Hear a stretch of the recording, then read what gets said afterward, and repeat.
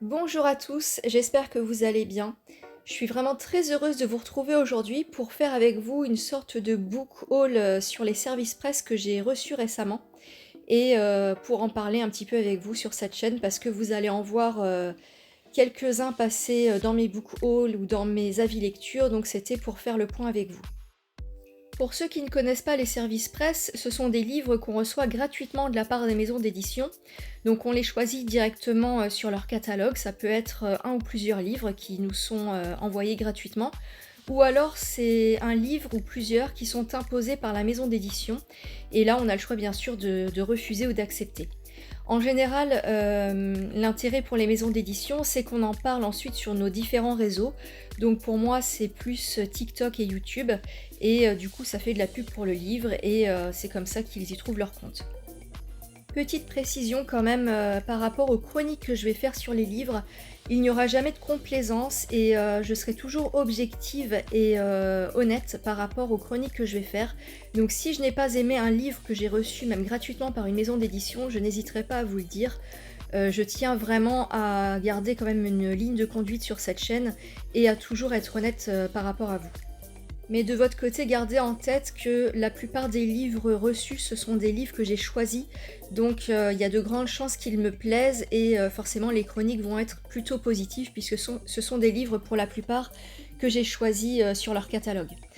Donc voilà, à part les quelques livres imposés dont je vais vous parler tout à l'heure, la plupart des livres me plaisent, donc forcément si vous voyez des chroniques plutôt positives à leur sujet, c'est pas du tout de la complaisance, c'est juste que j'ai choisi les livres et donc ils ont de grandes chances de me plaire. Donc là, vous pouvez voir un petit peu tous les livres que j'ai reçus depuis un mois à peu près. Il y en a d'autres qui vont arriver, donc vous les verrez sûrement sur la chaîne au fur et à mesure. Je vous les présenterai dans d'autres vidéos. Et donc pour aujourd'hui, je vais déjà vous parler de tout ça. Ça va faire un bon petit paquet déjà. J'espère que ça vous donnera des envies de lecture, des idées, pourquoi pas. Et puis donc je vous en parle juste après. Il faut que je me fasse un petit thé parce que vous savez très bien que moi je ne parle littérature qu'en présence de mon thé. Donc on se retrouve dans quelques instants.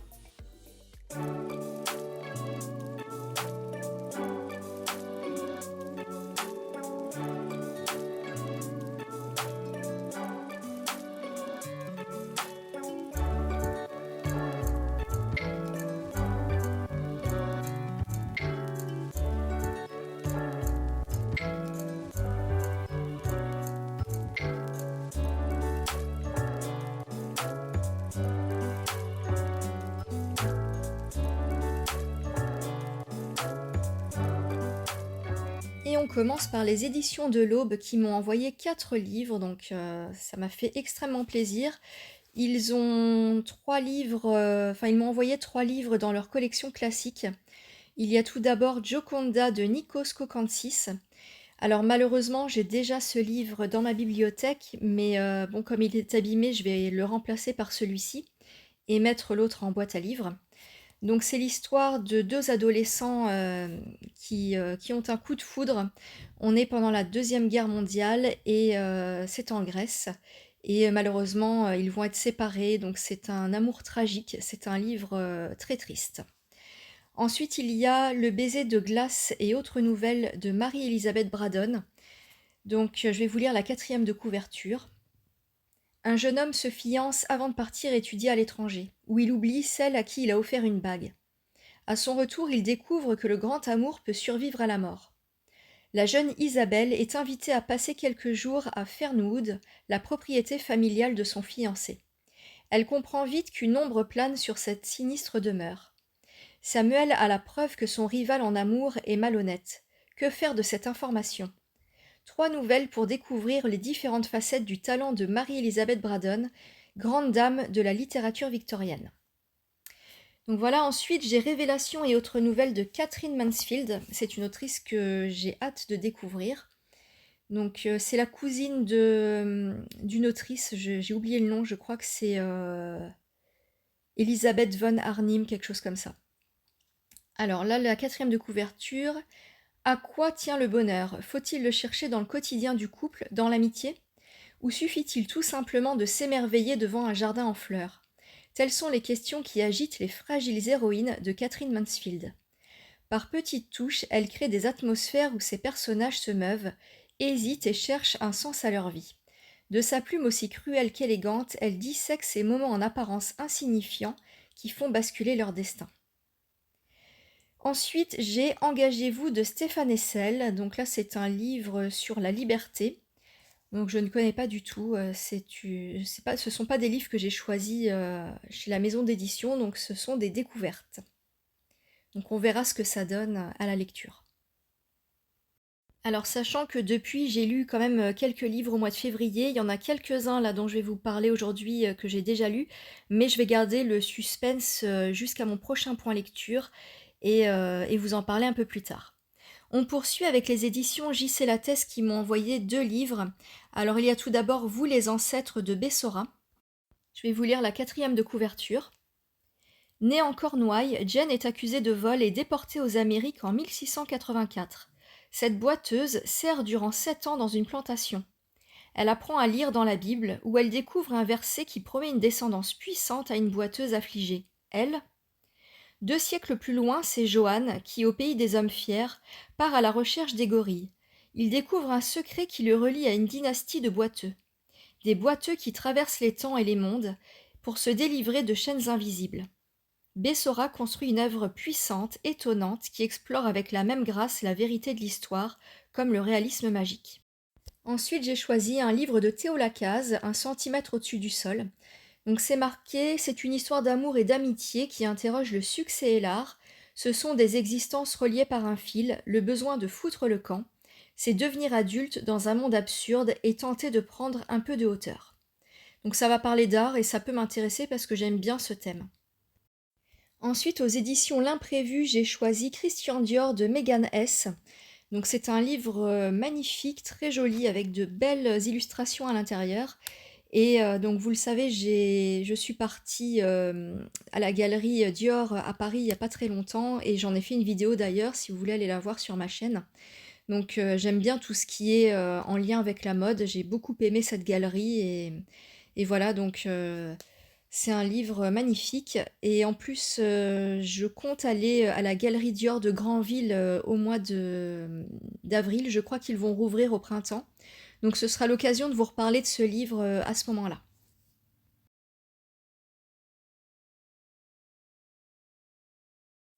Les éditions du Panthéon m'ont offert Le Zèbre rouge de Cécile Magnan. C'est moi qui ai choisi ce livre et d'habitude je n'aime pas trop les polars, mais là ça a l'air... ça m'a tenté en fait par la 4e de couverture que je vais vous lire. Donc on est en 2065, les animaux ont tous été placés dans des réserves où ils vivent heureux, loin des hommes. Du moins, c'est ce qu'on a toujours dit à Nora. Mais alors d'où vient cet oiseau blessé qu'elle vient de trouver? Avec l'aide d'une ancienne vétérinaire, Nora va tenter de sauver son petit protégé et mener l'enquête pour comprendre ce qui est réellement arrivé aux animaux, quitte à se mettre en danger elle-même. L'autrice est vétérinaire équin dans le Gard et c'est une engagée, elle est militante. Et elle a transformé sa ferme en maison de retraite pour animaux de cirque, donc c'est un sujet qui doit la toucher. Ensuite, j'ai choisi ce livre de James Baldwin et Teju Cole. C'est aux éditions Zoé, donc c'est un tout petit livre qui va parler de racisme. Et donc c'est Un étranger au village, c'est James Baldwin qui arrive dans un petit village de Suisse et qui fait face au racisme des enfants et des adultes. Donc il raconte un petit peu son expérience dans ce bouquin.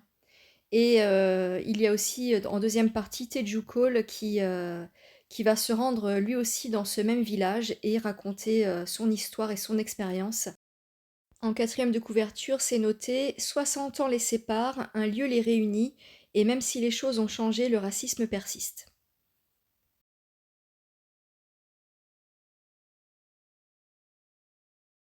Alors ensuite, les éditions Alary m'ont gentiment envoyé La Princesse insoumise de Jean-Noël Liot. Ça va parler d'une femme qui a vécu dans les années 1920 en Inde, Gayatri Devi, je ne connaissais absolument pas. Et c'était une femme amoureuse, femme de pouvoir et féministe avant l'heure. Elle a eu une enfance dorée dans des palais indiens. Elle a été élevée par sa mère, donc c'est une jeune héritière qui a reçu une éducation princière. Et elle va tomber amoureuse du Maharaja de Jaipur et elle va découvrir un peu la vie à ses côtés. mais une vie qui ne va pas du tout lui plaire parce que, c'est une vie avec des obligations et elle a envie de tout révolutionner, donc on va la suivre un petit peu dans ses combats féministes. C'était l'amie, de Jackie Kennedy et de la reine d'Angleterre. Elle s'engagera dans la protection des animaux et sera une des premières femmes de son rang à, être élue au parlement et elle aura une grande inimitié avec Indira Gandhi qui, la jettera en prison. Donc elle va passer par des moments très difficiles. Ensuite, j'ai reçu La Maison enchantée d'Agathe Sanjuan de la maison d'édition Aux Forges de Vulcain. Donc c'est un roman. Ça va parler d'art, donc je vais vous lire là encore la quatrième de couverture. La beauté peut-elle sauver le monde? Zoé est une jeune femme discrète. Rien ne la distingue sinon une passion dévorante pour l'art, née à l'adolescence. Montée à Paris, elle entreprend d'abord des études d'histoire de l'art, qu'elle abandonne, persuadée qu'une telle voie détruirait, à terme, son amour des images. Elle finit par trouver un apparent salut dans la collection d'estampes. Mais un jour, elle est conviée à visiter une collection privée unique au monde, qui fait son admiration et sa terreur. Ce miroir, tendu à son obsession, lui fait en fait voir les dangers et la puissance. Donc on verra si ça peut me plaire, je ne connais pas du tout l'autrice, donc ce sera une découverte.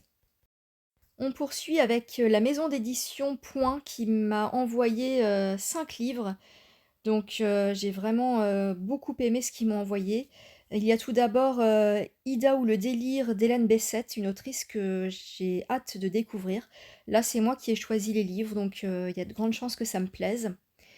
Ida, cette femme morte, muette, obsédée, courbée, silencieuse, pressée, hâtive, soucieuse, préoccupée, crie plus fort que tous les vivants. Ida est morte, frappée par un camion. Sa disparition suscite le trouble. Qui était cette femme discrète, dévouée à son travail, de bonne à tout faire? Ensuite, j'ai choisi L'embaumeur d'Isabelle Duquesnoy. C'est une autrice que j'ai déjà dans ma bibliothèque avec un livre de Constance Mozart que je n'ai pas encore lu. C'est un gros pavé, donc il faut absolument que je le lise cette année. Là, ça va parler d'un embaumeur, quelqu'un qui s'occupe des morts après la Révolution à Paris. Et c'est marqué ce suspense historique est un bijou littéraire impossible à lâcher avant la fin. Donc voilà, ça me tente plutôt pas mal et c'est une autrice que j'ai vraiment envie de découvrir. Alors ensuite, j'ai choisi The Big Sea de Langston Hughes. C'est un livre qui a d'excellents commentaires et c'est pour ça que je l'ai choisi parce que je ne connais pas du tout l'auteur. En quatrième de couverture, c'est indiqué Langston Hughes est un auteur majeur du XXe siècle, premier poète africain-américain à introduire le blues puis le jazz dans la poésie. Il a considérablement influencé le développement de la culture dans le Nouveau Monde. Dans son autobiographie écrite en 1940, il raconte sa jeunesse aventureuse et la naissance de sa vocation d'écrivain. The Big Sea est un document exceptionnel sur une décennie d'une folle liberté, etc. etc. Alors ensuite, j'ai choisi les cahiers de Malte Loridz Bridge de Rainer Maria Rilke. Donc là, c'est indiqué au sortir d'une enfance presque légendaire dans le château de ses ancêtres, le jeune Danois Malte Loridz Bridge se retrouve solitaire à Paris. Ces cahiers sont le livre de la souffrance, où affluent les souvenirs et les angoisses de Rilke. Donc voilà, c'est un auteur né à Prague et il est très célèbre pour l'être un jeune poète. Donc on verra si ce livre est bien. Ensuite, j'ai choisi un livre un peu plus historique de Georges Vigarello, Histoire de la fatigue du Moyen Âge à nos jours. Stress, burn-out ou charge mentale, les 20 et 21e siècles ont vu une irrépressible extension du domaine de la fatigue. Les épuisements s'étendent du lieu de travail au foyer, du loisir aux conduites quotidiennes. Une hypothèse traverse ce livre. Le gain d'autonomie, réel ou postulé, acquis par l'individu des sociétés occidentales, la découverte d'un moi plus émancipé, le rêve sans cesse accru d'affranchissement et de liberté ont rendu toujours plus difficile à vivre tout ce qui peut contraindre et entraver. Que nous est-il arrivé? Donc voilà, c'est un sujet qui m'intéresse tout particulièrement et c'est pour ça que j'ai choisi ce livre.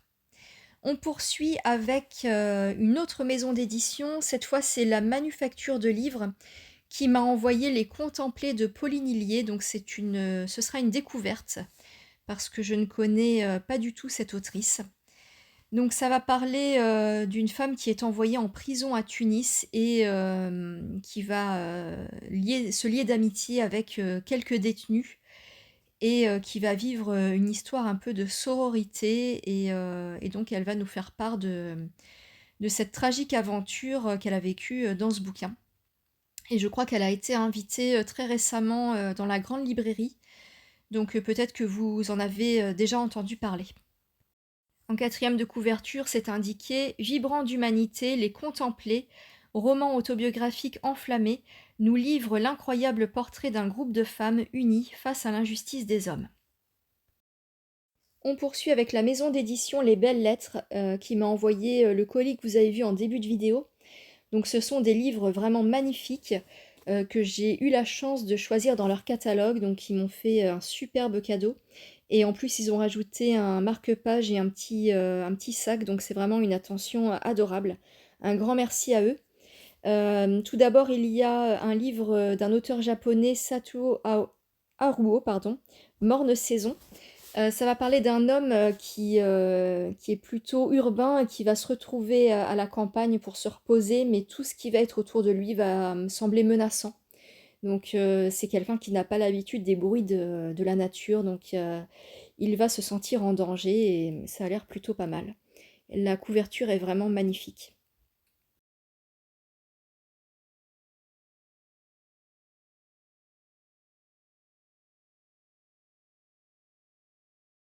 Et ils m'ont rajouté ce livre en plus dans le colis, Science si humaine, donc avec de belles illustrations.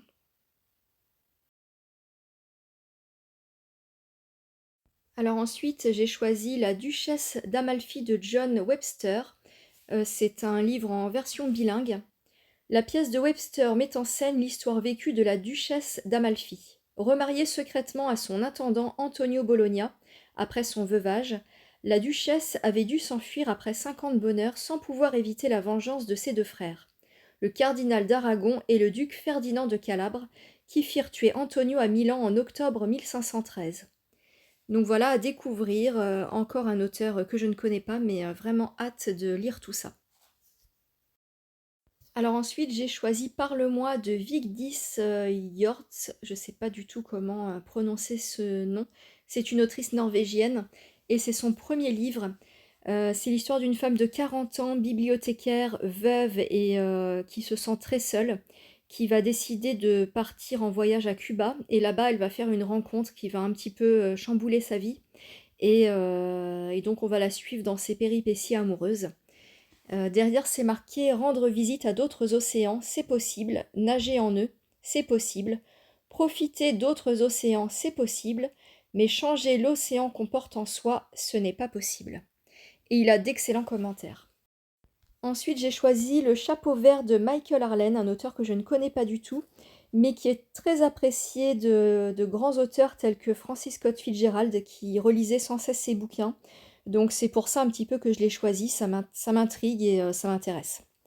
Ensuite, un livre d'Arthur Schnitzler, c'est Le Retour de Casanova. Donc un auteur que j'aime beaucoup, que j'avais découvert dans son livre Thérèse. Donc là, ça va être l'occasion de le relire. Et ce bouquin va parler d'un des plus grands séducteurs de tous les temps, à savoir Casanova. Donc je ne sais pas du tout si c'est une biographie historique ou... Donc voilà, ce sera une découverte, mais ça me tente plutôt pas mal. Et le dernier livre, c'est Le village dans la jungle de Leonard Woolf. Donc c'est le mari de Virginia Woolf et c'est son seul et unique bouquin. Apparemment, dans ce livre, il parle d'un chasseur qui vit au Sri Lanka. Et l'auteur d'ailleurs a vécu quelques années là-bas. Il en est revenu tout fasciné par ce pays et surtout par la jungle, qui est un peu le thème central de ce livre. Et donc il va nous parler de ça dans ce bouquin et ça a l'air fascinant. Apparemment, c'est un grand classique qui a été oublié, donc je pense qu'il serait temps d'en parler. Donc voilà, cette vidéo est maintenant terminée. J'espère qu'elle vous aura plu et vous aura donné éventuellement des idées de lecture, que vous aurez eu envie de découvrir certains de ces livres. Je vais vous en parler très prochainement dans un point lecture. Donc comme je vous le disais tout à l'heure, il y a certains livres que j'ai déjà lus, mais j'ai voulu volontairement garder le suspense pour la prochaine vidéo. Donc vous allez m'en entendre parler très prochainement. Et donc je vous dis à très vite pour un point lecture.